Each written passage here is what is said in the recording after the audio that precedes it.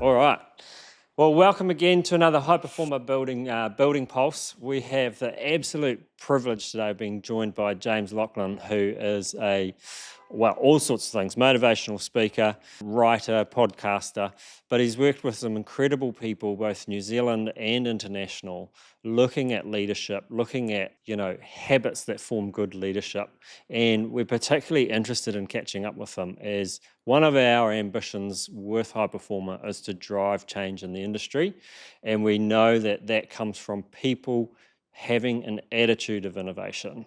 And if you don't have an attitude of innovation and you're not prepared to change what you're doing day to day, then this industry is going to be stuck in its old ways. So, James, we're excited to have you as a part of this conversation. That's our context, that's where we come from, but obviously you cross a whole lot of categories. You've been in sport and business and all sorts. Would you mind kicking off and just telling who is James Laughlin? Oh, thanks for having me. I really appreciate it. It's interesting you talk about the AI that we should be talking about. We're all talking about artificial intelligence.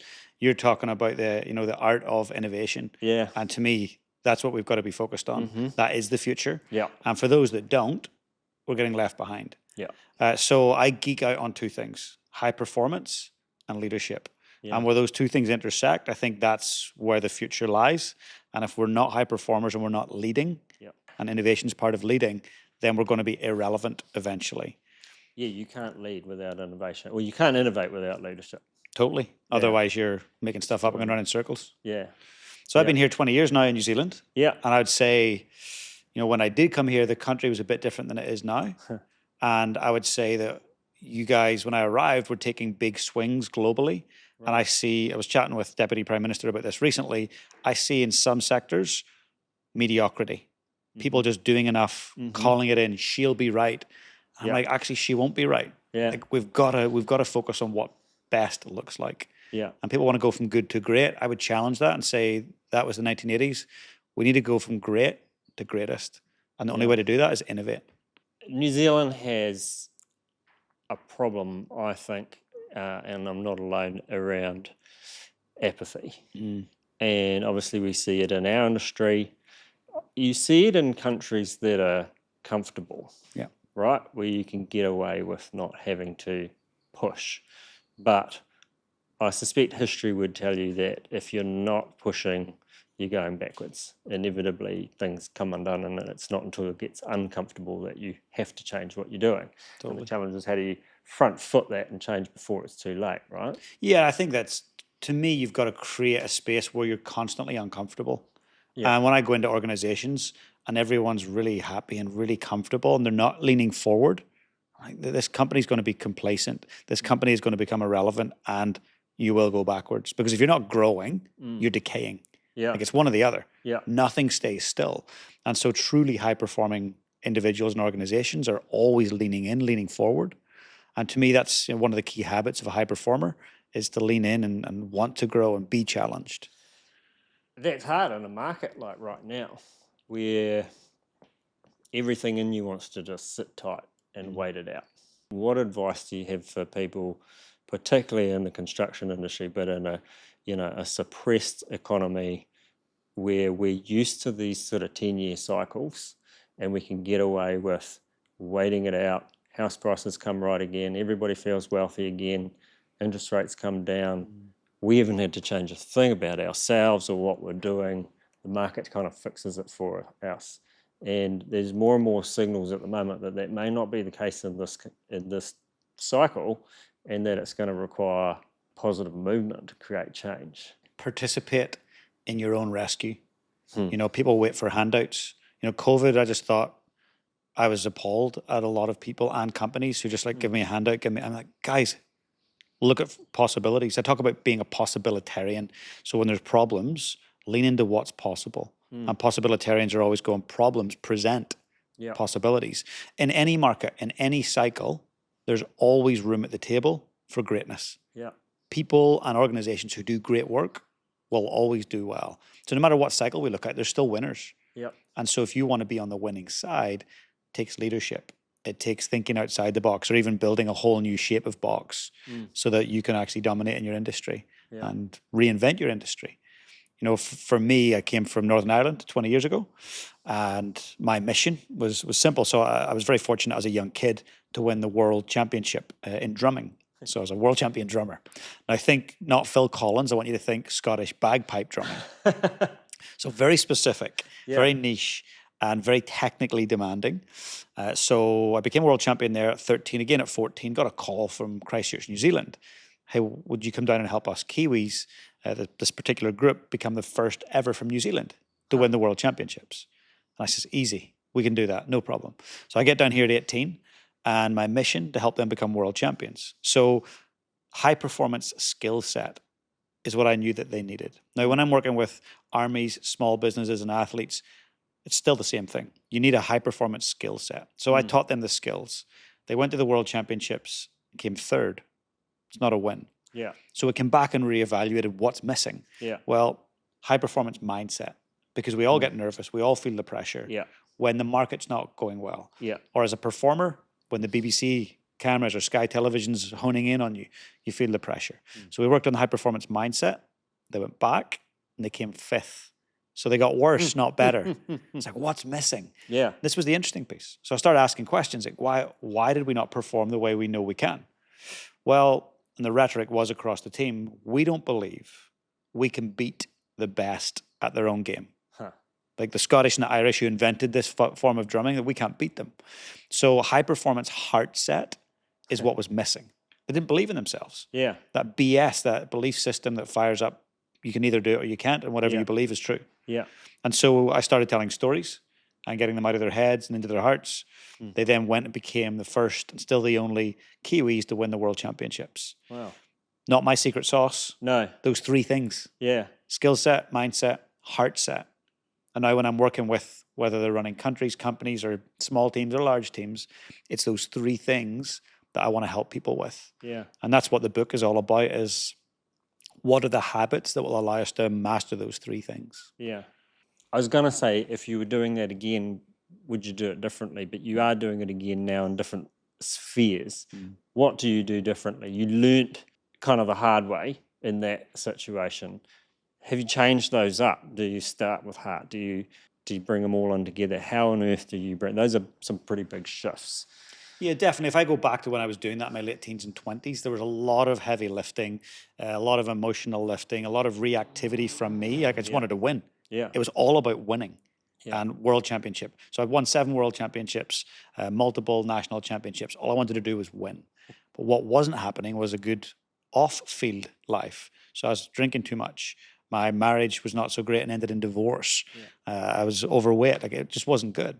So to me, I was like, okay, could I do the same thing and be the world's best at whatever it might be and be good off field, have a decent relationship with myself and others? So I redefined high performance. I had a heated debate with one of Australia's leading psychologists on burnout.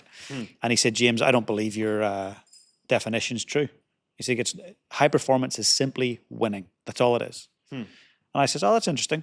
I said, so what about the parents of the kids who've killed themselves? What do you say to them? That they were high-performing kids? I was like, I don't think so. I was like, you're not going to front up to those parents and have that conversation. I was like, high performance is not winning. It's being really good at what you do in sport, business, or whatever, whilst maintaining healthy relationships and well-being.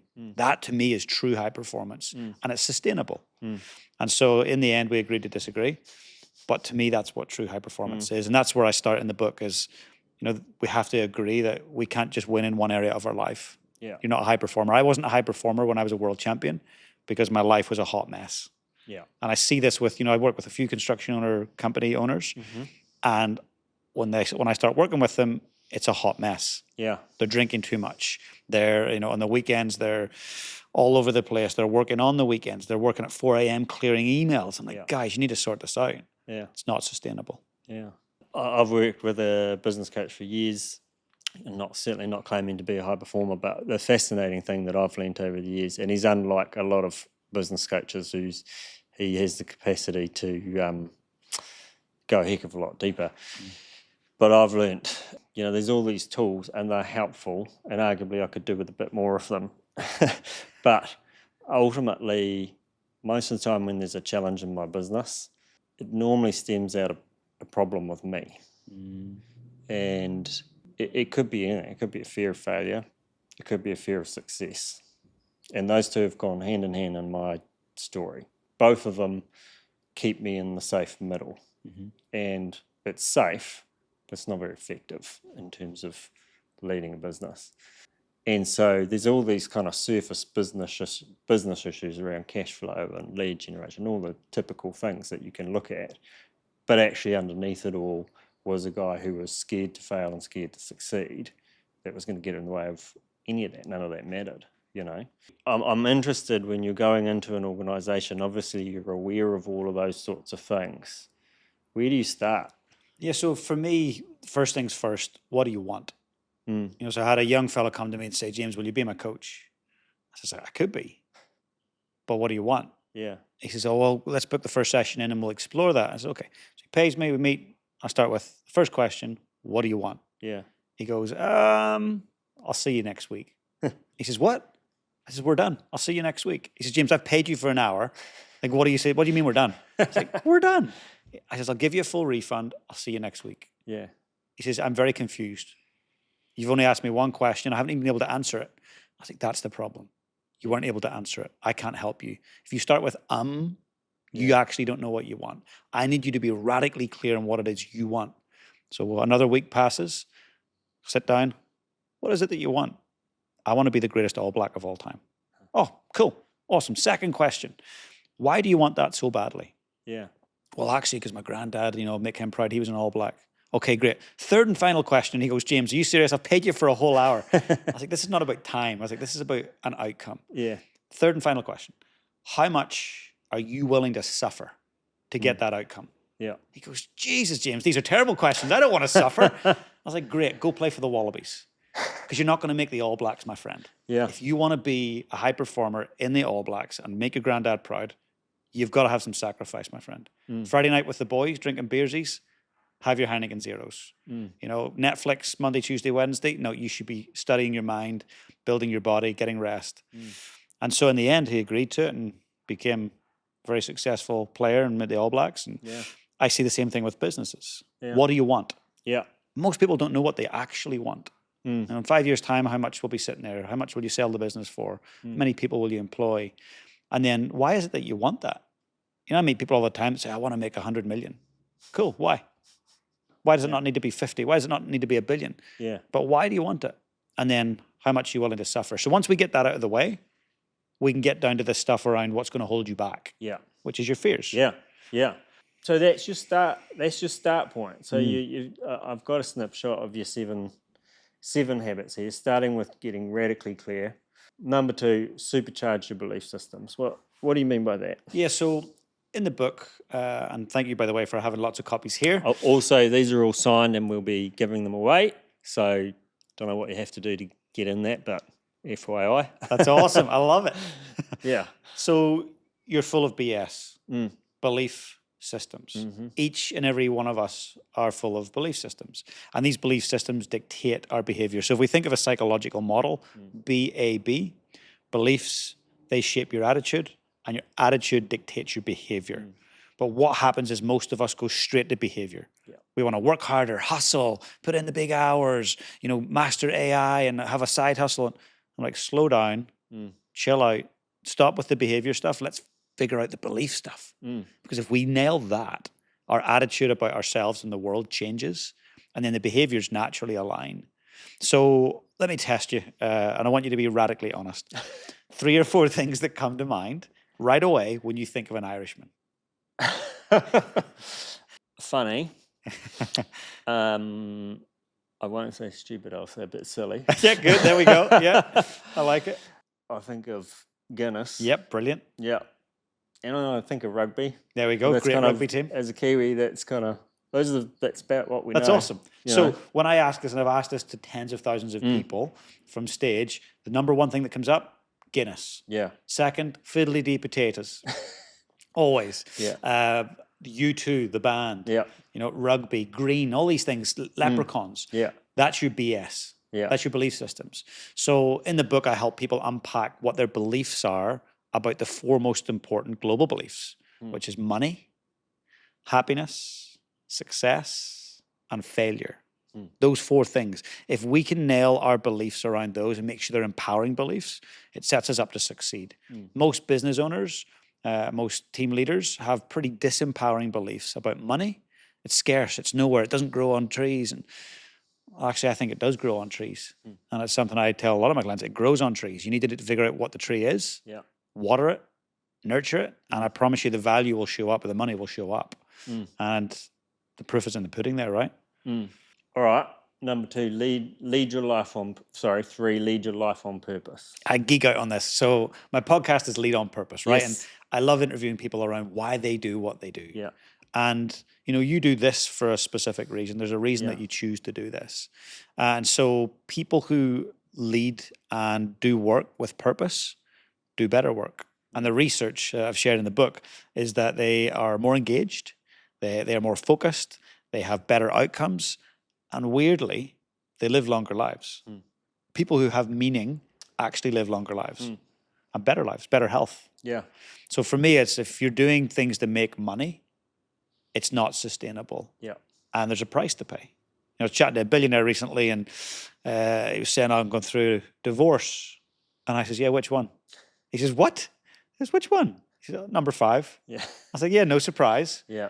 And it was costing him a couple of $100 million. Yeah. And he says, oh, it's just chump change. It's just a few dollars, but just giving her $1 is enough to piss me off. And I says, mate, you're miserable. Yeah. You're not a high performer. So you've been so high performing in one area of your life, money. Yeah. And making a lot of it, but you have no relationships. Your health is in terrible shape. Yeah. Not good. So to me, there's a lack of purpose there, and just an affluenza. This a more and more and more. Yeah. So I think if somebody's listening to this that runs a business, you've got to have a reason why. You and I chatted off air just before about purpose. The Aspiring Leaders Forum. You do that not because you have to, No, because you want to give back, and that gives your work meaning. How do you help people in business and whatever they're doing? One of my challenges has always been connecting my heart with what I'm passionate about with what I do day to day. And that's got to be common for so many people.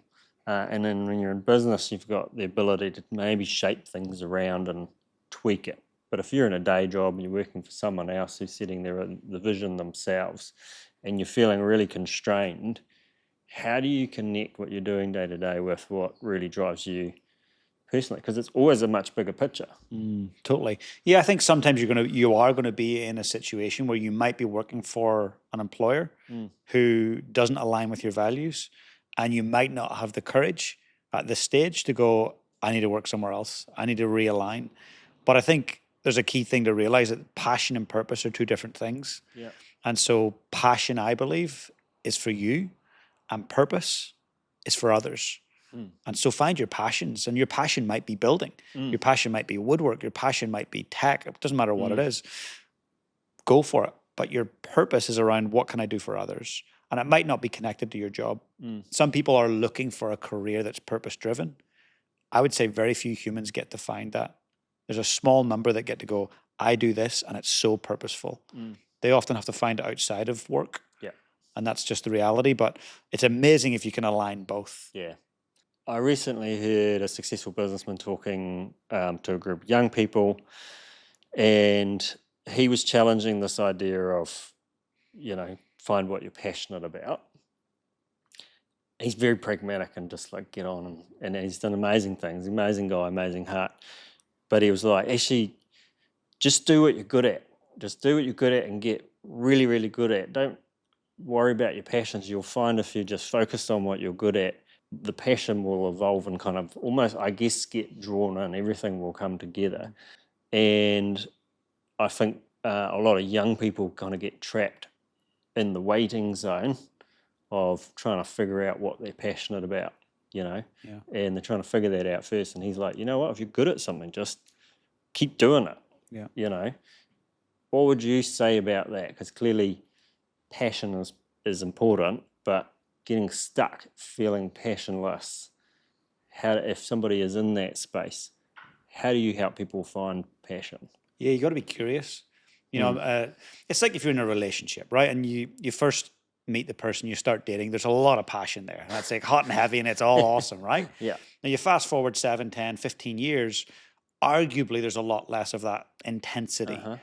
But the marriages and relationships that tend to last are the ones where both partners remain curious. Yeah. And they explore and they travel and they do cool things. They stay interested in each other and they grow. Yeah. Because if they stayed the same as the person they were when they were 17 when they met, arguably one of them's going to outgrow the other, or they're going to get bored of each other. Yeah. So I think it's really important if you want to reignite passion to get curious. You know, I was in Singapore last week, sitting at some interesting tables. So I went and had lunch with the head of Meta. So he reports to Mark Zuckerberg. He runs Facebook for all of Asia Pacific. Yeah. Now I'm sitting at this table. The next table I'm sitting at is the head of Colliers Asia Pacific. I'm the dumbest person at most of those tables I sit at, right? Least intelligent, for sure. I'm very happy about that. Yeah. Because the more tables I sit at where I'm the least intelligent, I'm going to learn. Yeah. And often as I'm learning, I'm getting passionate about things that I never knew I was passionate about. Yeah. And so like AI, what would a former drummer from Ireland have interested in AI? I am so passionate about it. Yeah. You know, so follow your nose, be curious. And then when you find that thing that you are interested in, try it. And then you might be good at it, as this gentleman has said. Yeah. And then get passionate about being a little bit better than good. And the one thing I find that so many people talk about right now is side hustles. You know, in the book, I talk about the fact that high performers are not lucky. Yeah. And they don't hustle. They are absolutely focused on habits. So find what it is you want to do. If you're good at it, great. But instill key habits. And that's what creates high performance. Nothing else. There was a point, whether it's on here, but you talk about being like really, really hyper-focused as a key thing. Is that one of your 7? Do the work. Yeah, Multiply your motivation, do your work. Focus on your priorities. Yeah. Yeah. Yeah. Focus is everything. Yeah. So a friend of mine, Johan Hari, wrote a book called Stolen Focus. Yeah. And essentially he's a British journalist. His idea is that our focus has been stolen from us by big tech, social media, and our devices. And I don't think he's wrong. Yeah. So we have to have the ability to focus deeply on one thing. Yeah. Not 50 things, not 500 things. What's the one thing you do? But in this day and age, people are expected to be social media gurus, podcast hosts, business owners, investors. Yep. Pick the one damn thing. And if you run a business, and let's say you're in construction, become world class at that. Double down. So the ability to focus. So priorities. Let's face it, the person listening right now probably has said in the last week, I'm busy. Yeah. I'm so busy. I'm busy right now. Yeah. So I always challenge people with that. So I had a client come to me and say, James, I'm paying you to make me a lot of money. And right now I'm not making a lot of money. This is a problem. I said, it sounds like a you problem to me. I said, excuse me? I said, that's not my problem, you're not making money. He says, but I came to you to make me some money. And you're this coach. Yeah. I says, okay, let's figure out what the problem is. What's your problem? I'm really busy. And you're going to help me manage my time and get more money and get more focused. And I said, okay, give me your phone. He says, what? Give me your phone. So he gives me the phone. I says, could you unlock it, please? Well, you have to tell me what you want first. So I just put it up to his face, unlocked it, straight into screen. Yeah, he wasn't impressed. Straight into screen time. Yeah. He says, what are you doing on my screen time? I said, just looking at where you spend your time. Facebook, 8 hours, 51 minutes this week. I said, how many of your clients did you get off Facebook? None. Okay. Snapchat, 6 hours and 33 minutes. How many clients? He went, none. 22 hours of social media time. Wow. In a week. Yeah. I said, my friend, you don't have a busy problem. You have a priority problem. You can't focus on one thing. Make the sales calls. Turn up to your customers. Follow up. All the basics. Yeah. And the coaching session was done at that point. And then he went and worked Did on he it. fire you? No, I was surprised. I Is thought he he would. making money? He's making a lot of money now. Wow. Simple shift. Yeah. Not rocket science. It's the common sense things are not always common practice. Yeah. Do the simple things really well. We skipped multiply your motivation and do the work.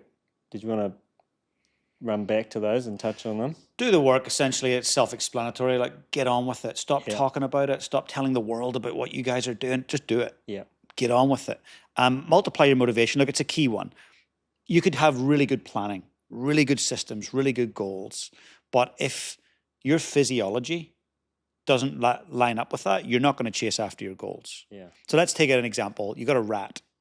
and this rat is starving, and you put food in front of the rat, what's it going to do? Eat, Yeah. right? Real Now, quick. if you block the dopamine receptors of that rat and it's starving and you put the same food right in front of it, I mean, half an inch, it's not motivated to move towards it. It won't even move. Wow. Dopamine's gone. Yeah. You and me, no different. So if we have these amazing goals and plans, but actually we've got dopamine issues or serotonin or norepinephrine because we're not sleeping well, because we're drinking too much caffeine, because we're addicted to our phones, we're not motivated to get after things. So for me in the book, I talk about what are the simple things we can do to motivate ourselves and others to actually pursue goals long term. And it's way more simple than you think. Yeah. It's doing the simple stuff really well. Yeah. What motivates you? Ooh, catch me on the spot.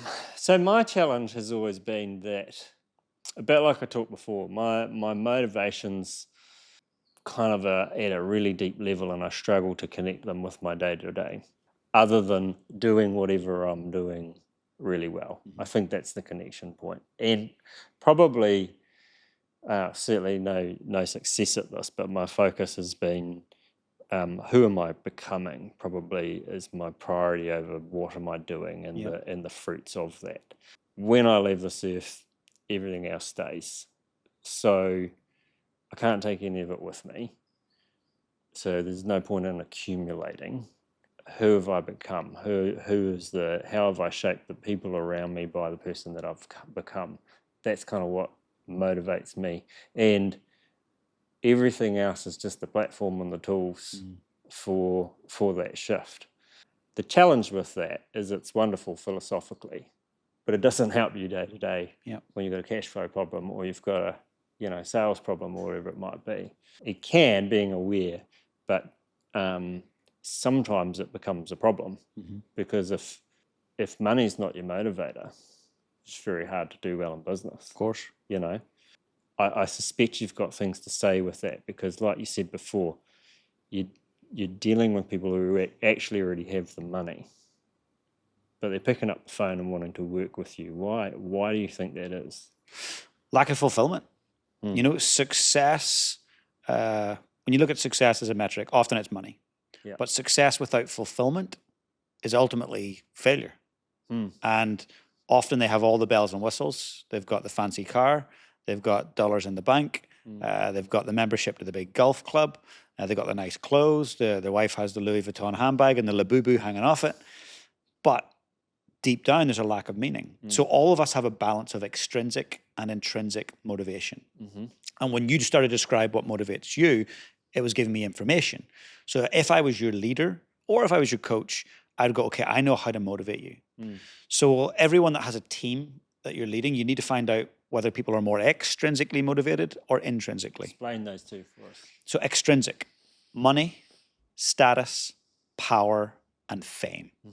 Those things. So people that want to be YouTube influencers, extrinsic. People who go to the gym at 5 a.m. and take a photo, put it on their stories and put a 5 a.m. timestamp, extrinsic. Status. People who get the Air New Zealand luggage tags, the gold ones or whatever, gold elite, and they put them on their backpack or luggage, their laptop, not on their big luggage. They want people to see the status. It's not a bad thing and it's not a good thing. It just gives you information. So what I heard from you is you're more intrinsically motivated, which is doing the thing because you actually enjoy doing it. You get joy from it and you also know you're growing and learning. We need a balance of both because if we're just intrinsically motivated, as you say, financially, we're screwed. So we've got to find that balance of how do we have enough extrinsic. So I have financial goals. Every year I set a specific financial goal and I don't feel bad about it. It's like, I want to grow in that area and it gives me choices and options. But then I've got other goals around family, around learning, around health. And so I think as a business, it's important to have very specific extrinsic, status and money goals, but also have those intrinsic ones. Because if you don't, there's challenges. Yeah, it's interesting. I think I've made the mistake of that dualistic thinking, kind of either. You can't have both. I think I've picked that up somewhere along the way, and instinctively branding financial successes, all the stories you talked about before, they're just classic. And so going, oh, well, money doesn't fix all those things. Money actually might turn you into a bit of an arsehole. And I don't want to become an arsehole, but I do want money. Yeah. And so, so it's interesting. What are your thoughts on, is it Xennials, the generation coming through, where there's a lot of... The Gen Z? Gen Z. Yeah, so my son's a Gen Alpha, but he's only 9. Right. So the Gen Zs are the ones that are coming into the workforce now. And And I'm hearing a lot of challenges from employers where they're at the point where they're just about to give up employing them. Interestingly, like myself, they have very intrinsic motivations, and that's not working for employers because it's like they value, whole of life experience. They maybe aren't valuing that money that much. They've had the privilege of growing up in a relatively comfortable state.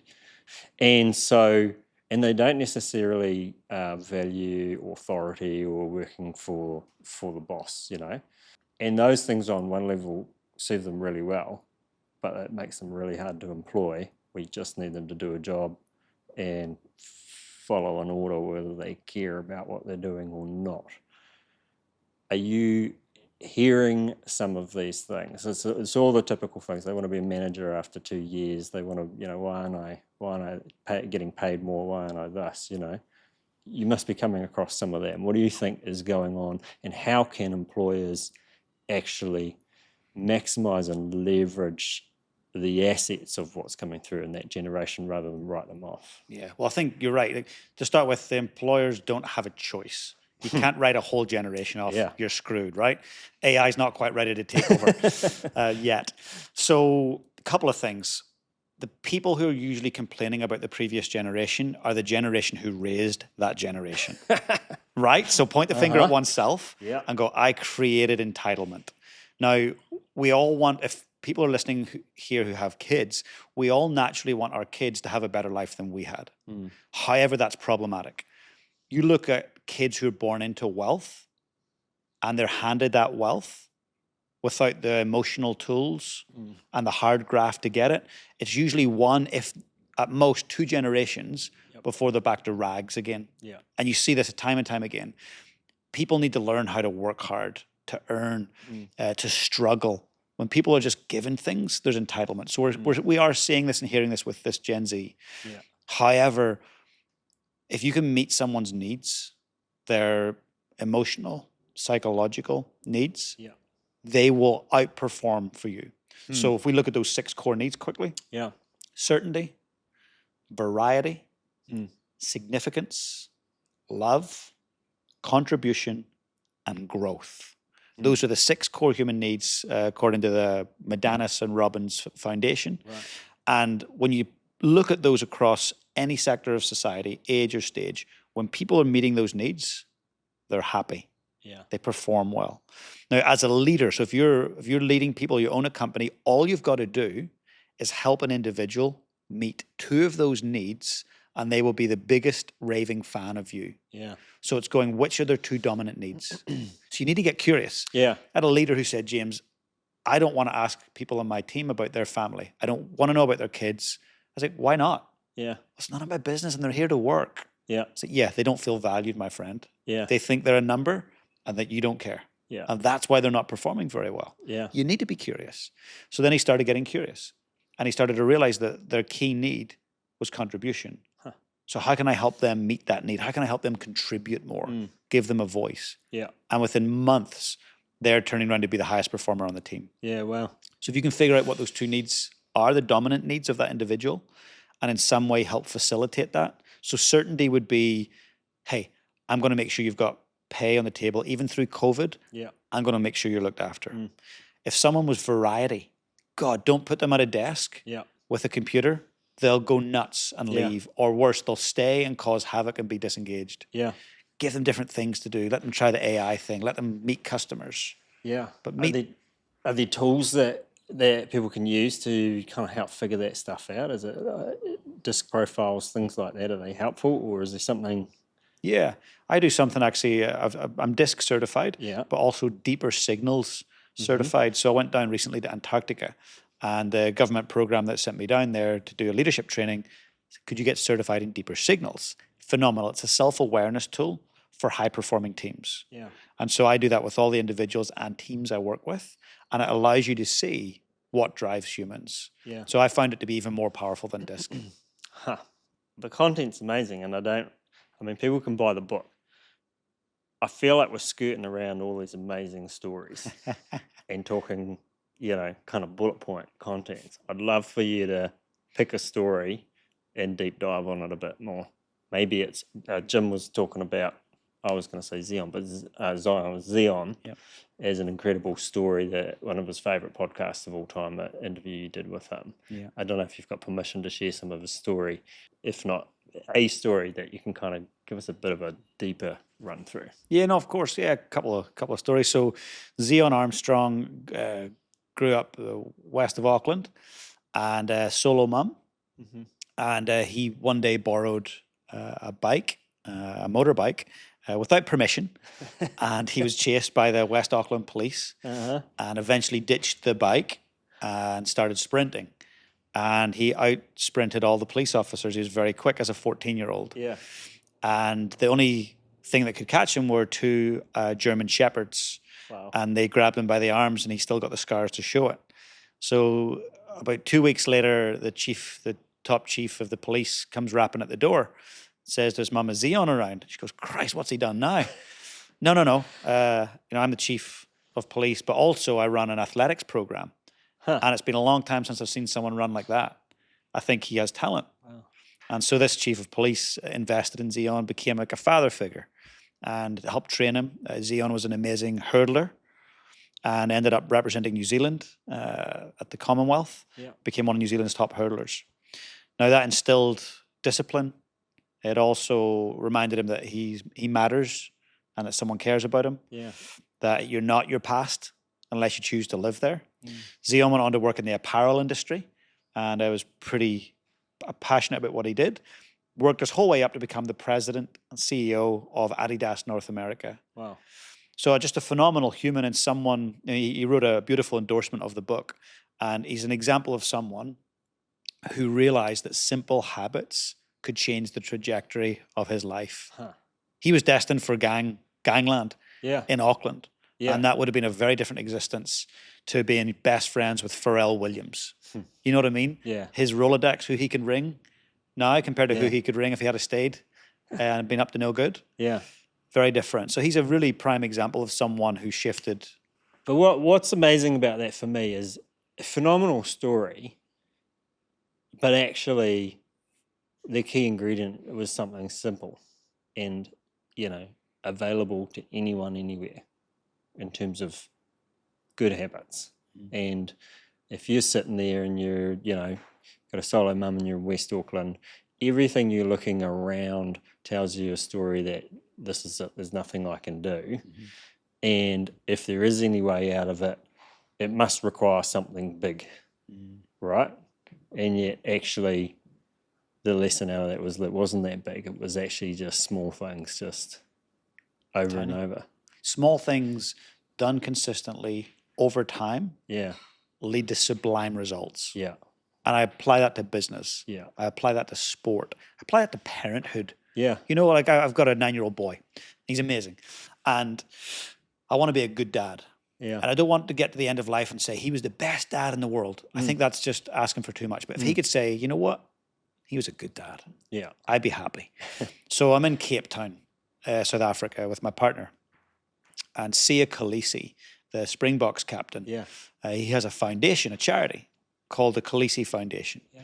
And his goal is to end gender-based violence in South Africa. So he grew up in a tin shack in a township called Zwide. Yeah. Absolute poverty, was living on one slice of white bread a day, watched his mother be beat to a pulp, and worse things. He was addicted to substances as a youngster. And obviously now, we all know him as a superhero. Next to Mandela, he would be the next biggest hero of South Africa, arguably. Yeah. So I'm sitting down chatting to the Khaleesi Foundation, and they said, look, James, next month in London, England, at the Spotify headquarters, we're going to release the movie. This is Sia's movie. Yeah. Would you come and be the host and the MC? Yeah. I'm like, what? And there's going to be, royalty there, and there's going to be special guests. And the next day we'll go to Twickenham and watch, they said, the Springboks beat the All Blacks. Yeah. Good luck, guys. And so I was delighted, super excited. And I said, yep, I'd love to do it in principle. I said, what do you mean? I said, well, I just need to go and check my commitments, and then I'll come back to you tomorrow. Now, younger James would have been, hell yes, at all odds, I'll be there. Yeah. Spotify headquarters, and I run a podcast. I want to be there. Yeah. Sitting with Sia and meeting all these people, absolutely. But I went back, checked my calendar. The same day in Christchurch, New Zealand, at the town hall, is my 6-year-old son's first school production. And he's not into sport, he's into dance and theatre. That's his passion. Yeah. So I'm going, Christ, I got a big decision to make here. I got some priorities that I have to line up. So I get my decision-making filter out, and it's in the book, values and priorities. And at the bottom, opportunities and costs. And I weigh up going to London, being with Khaleesi and doing the whole thing at Spotify. And I weigh up going to the Christchurch Town Hall. Next day, I email Khaleesi, the foundation, and say, hey guys, I cannot wait for London. It's going to be epic. Sadly, I can't make it. I've got a commitment. Yeah. And they wished me all the best and said, thanks, we appreciate it. Yeah. So fast forward a month, I'm sitting at the town hall. It's a 2-hour production. And for 1.5 minutes, my son's on stage dancing to Cheeky Little Fantail. P Waka Waka, right? And I'm sitting there thinking, was this the right decision? And every ounce of my body, hell yes. I'm in the right place. Huh. I slept better that night.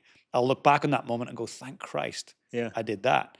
Now, I share that not to say, hey, I'm the greatest dad in the world, because I'm not. There's things I do miss. I don't get to everything. Yeah. But the things that count, matter to him. I want to be there for that. And that's that incremental thing, that 1% thing. I just want to be 1% better as a dad. Make the things that matter. Some things I won't get to, but it's incrementalism. And to me, that's what builds something as a high performer, whether it's a parent or a business. Yeah. Tiny things. You tap in onto a really interesting thing that I suspect you cover a lot in your work. How do you deal and what do you advise with ego? Because ego can drive you, right? But I suspect it's not enough to really reach the top. So it gets you so far, but it's a pretty weak foundation and doesn't take much to challenge it and knock you over, right? But you talk about that in your own story, really. You talk about your younger self, that ego that needed to paint a picture about who you were and you had a certain way that you wanted the world to see you and that you wanted to see yourself and how you understood yourself. And yet you had a framework, obviously, where you could sit down and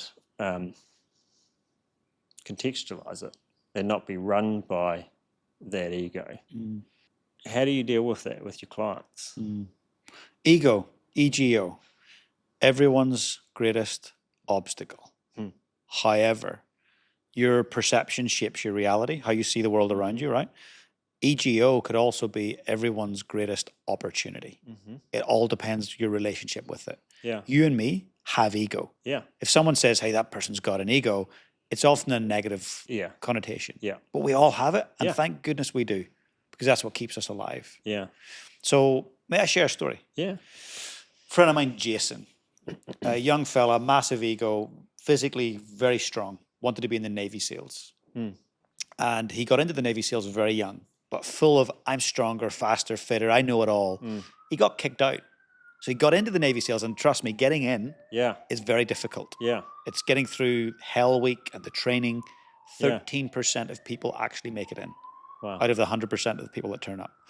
So he gets kicked out because his ego is out of control. And as a Navy SEAL, if you've got a big ego and you can't be trusted, what do you think the potential consequence is at war? Yeah, huge. Death. Yeah. It's not good, right? Well, and not just your death, but, the ones you're working alongside. Totally. And in our companies, construction, death is very, very possible in terms of health and safety. But if it's not that, reputational death and damage is equally damaging. Yeah. So he gets kicked out, he has to retrain, he has to be humbled and go back to infantry, come back in a number of years later.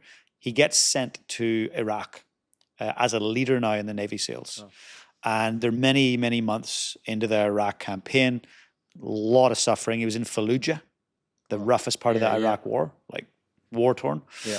And it's about 2 weeks to go until the war's over. And he knows it. And all he can think about is Halloween. Get home and see my 2 kids and the wife, Halloween. Next night, he gets called into the mess hall. Jason, we found number 3. Number 3 on the most wanted list of Al-Qaeda. Yeah. They hadn't seen him the entire war. Wow. Popped up. Tomorrow night, shoot to kill. He goes, what? Yeah, tomorrow night, shoot to kill. Goes, okay, game on. Now, all he's thinking about is 2 weeks to go. We've all survived this far. Let's get home. Halloween. I really want to get home. So they head out, and it's in under cover of darkness. He's got their NVGs on, their night vision goggles, and they go in 2 files. They're very orderly. It's about usually 5 or 6 SEALs at a time, very small unit. And they lose communication with overhead support. And Jason doesn't realize this. And what they don't understand, because they can't see, is they're walking into an ambush of a significant number of militants waiting for them. Right. So this number 3 had made himself known and wanted them to come in. He set an ambush. So as they go in, Jason's paramedic steps on one of the militants, eliminates him. Jason then takes a bullet through the back of his ear, removes his whole orbital floor, hits the deck. Takes the next one through his funny bone, removes his bottom half of his arm. Fast forward 10 minutes, he calls in an airstrike, and he's in and out of consciousness, and he calls it in on his own coordinates. Now, someone with a massive ego would never say, hey, bring the heaviest hellfire onto my own life. Yeah. They would never do it. Yeah. But it was about the team, and it was about survival. Yeah. And he said, the guy said, we can't do that, Jason, it's your own damn coordinates. Give us the coordinates. He says, guys, we're all dying tonight. We're outnumbered. We will die on Iraqi soil. Bring it in. And so they rained this hellfire in on his own coordinates. Wow. Massive risk. Closest GPS coordinate hellfire in all of the war. It eliminated 90% of the enemy. His team took care of the rest. He woke up in a military hospital. What do you think his first question was to the nurse? Is it Halloween? Huh. She went, Jason, that was a wee while ago. You've missed Halloween. You've been in a coma. How are my men? They all survived. Now, Jason couldn't speak. He was trached. Couldn't use his left arm. Was told he'd never walk again, never hold his kids again. And he put up this amazing sign, and I share it in the book, on the door. And he says, anyone who enters here needs to realize this is not a room of sympathy. This is a room of optimism and intense, rapid regrowth. In this room you're about to enter, it's a room of fun. It's a room of, pure positivity. If you can't agree with that, go elsewhere. Yeah. That, to me, is someone who has dealt with his ego and said, I'm going to focus on what's possible, not what the problem is. Yeah. So we can all manage our egos. Yeah. Takes self-awareness. Mate, how have you changed over this journey? Significantly. I think back to my teenage years. I was very driven always, like obsessive with things like Taekwondo. Yeah. I got obsessive with that as a youngster. And then drumming, like I got to win the world championships. So I've always been very driven, which has had a cost to that, in that I've probably pushed other people away. Yeah. Or I've probably lost out on some things.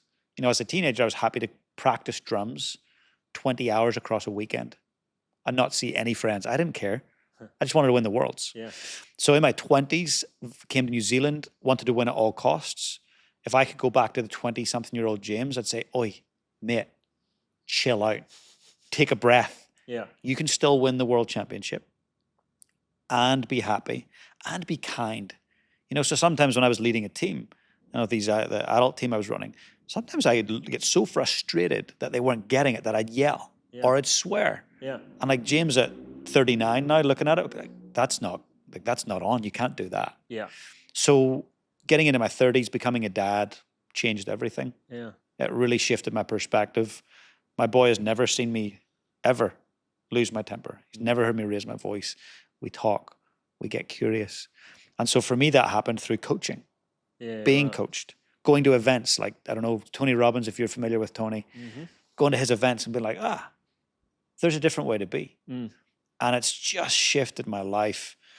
I feel happier, more content. I'm hitting the big goals I want to hit. I'm still failing often, but getting back up. There's been a Because lot of that's change. the immediate thing everyone thinks in the back of their mind is, yeah, you're obsessed, but it got you where you needed to be. And you're now saying, I didn't need to be that obsessed. And of course, the cynic or the devil's advocate's going, but it worked, right?